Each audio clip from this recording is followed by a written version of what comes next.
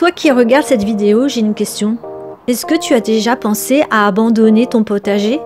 Est-ce que tu as déjà regardé tes plants en mode « c'est officiel, vous les légumes, vous êtes morts ». Alors moi je vais te dire, pas question. Si tu es là, c'est que tu as commencé quelque chose d'incroyable et tu vas voir pourquoi tu ne dois surtout pas lâcher.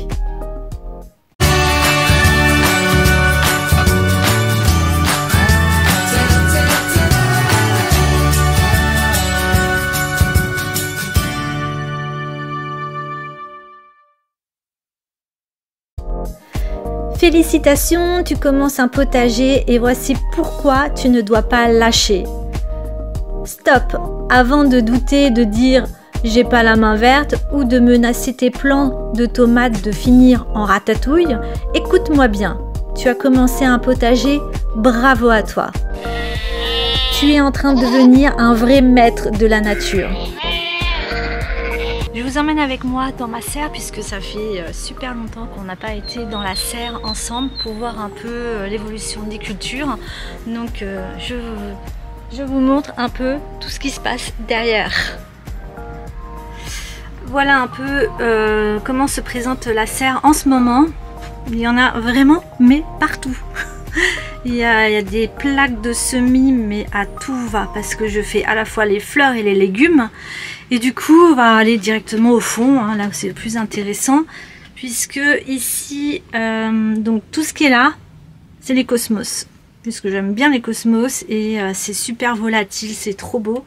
Donc j'ai fait ça et cette année j'ai tenté les tournesols, mais cette fois-ci ce sont des tournesols nains et plus tard dans la saison je ferai des tournesols géants. Donc voilà, c'était mes premiers tournesols. Ensuite ici j'ai mis essentiellement les poivrons, les aubergines et les tomates. Et au fond, on peut voir aussi du navet que j'ai repiqué avant de les planter en terre. Et là, il y a de la rhubarbe, des plants de rhubarbe et la graine, elle est en train de germer. Parce que j'ai réempoté et j'ai vu que ça germait. Donc j'attends qu'elle sorte un petit peu de terre. Du coup, voilà pour ici. Là, il me reste quelques fèves à planter au jardin puisque toute la plaquette qui était là a été remplie de fèves et je les ai déjà mises au potager, mais il me reste plus que 7, voilà, à peu près 6 ou 7 plants à planter. Tu plantes un truc minuscule et paf, ça devient un légume. C'est pas juste du jardinage, c'est de la magie pure. Bon, ok, avec un peu d'eau et de patience, mais quand même.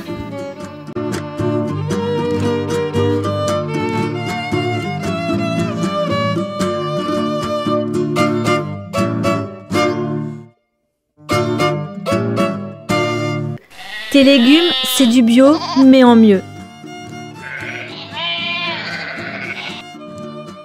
Fini les étiquettes avec 45 ingrédients chelous. Tes légumes, c'est 100% frais, 100% maison, 100% c'est moi qui l'ai fait. Et ça, c'est hyper stylé de le dire au dîner. Tu vas bientôt récolter et ça, c'est le kiff ultime. Imagine, tu sors dans ton jardin, tu cueilles ta première tomate et là tu croques dedans.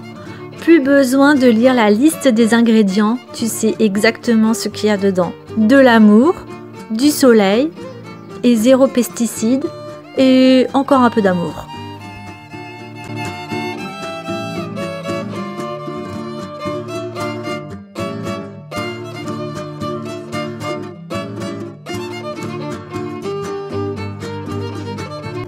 Oui, tu vas galérer, et c'est normal. Tu croyais que c'était easy? Mais non! Les limaces, c'est des ninjas, la météo, c'est la loterie. Parfois, tu fais tout bien et tes tomates te disent « Non merci, j'ai pas envie de pousser ». Mais tu ne lâches rien, d'accord? Un bon jardinier, c'est un jardinier qui est têtu.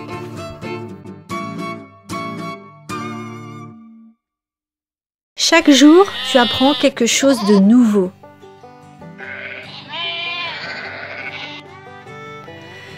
Tu es en train de devenir un expert en nature sans même t'en rendre compte.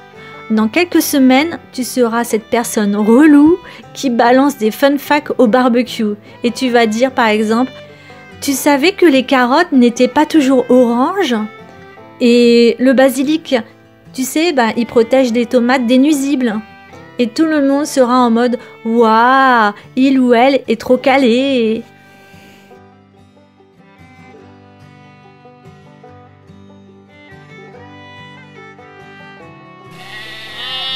Ton potager, c'est ton anti-stress naturel.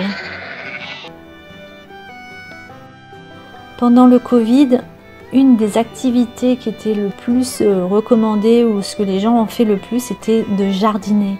Parce qu'il y avait tellement un état de stress que de sortir et de mettre les mains dans la terre, ça a permis de réduire le taux de stress de chaque personne qui avait un jardin et qui se sont mis à jardiner. Il n'y a jamais eu autant de gens qui se sont mis au sport et à jardiner pendant la période du Covid. Ton potager, c'est ton coach bien-être gratuit.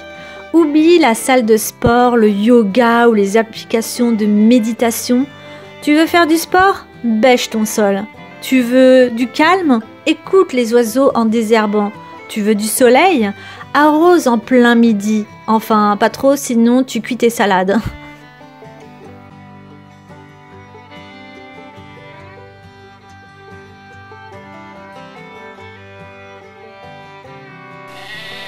Tu vas impressionner tout le monde. La patience paye, et ça, c'est une vraie leçon de vie. On vit dans un monde où tout va à 1000 à l'heure, sauf ton potager. Il t'apprend que les bonnes choses prennent du temps. Et quand tu récolteras ta première tomate, tu vas voir. Tu vas dire, au niveau du goût, c'est 1000 fois meilleur qu'ailleurs. Et ta fierté, elle sera incalculable.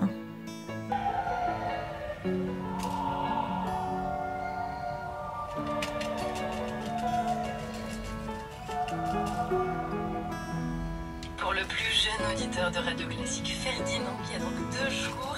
Non mais Ferdinand quoi. Radio avec son papa Quentin. Il a appelé Ferdinand son gamin. Ses grandes sœurs et frères, Joséphine et Alphonse. Bravo encore. Joséphine et Alphonse. On est en quelle année? 3e acte de Lohengrin. Et puis à l'instant, ce... T'es pas tout seul. Tu crois que t'es seul à parler à tes plantes de courgettes? Détrompe-toi, il y a une armée de jardiniers passionnés prêts à t'aider. D'ailleurs, dis-moi en commentaire, c'est quoi ta plus grande galère ou fierté au potager? Un jour, tu seras celui ou celle qui conseillera les autres. Aujourd'hui, tu cherches des conseils, mais demain, c'est toi qui diras « Évite de planter ça ici, attention aux arrosages ».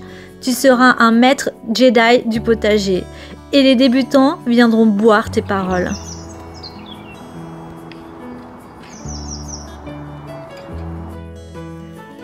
Alors surtout, ne lâche rien. Ton potager, c'est une aventure incroyable et moi je suis là pour t'aider. Dis-moi en commentaire, c'est quoi ta plus grande fierté ou ta plus grande galère au potager. Abonne-toi et active la cloche pour ne rien rater.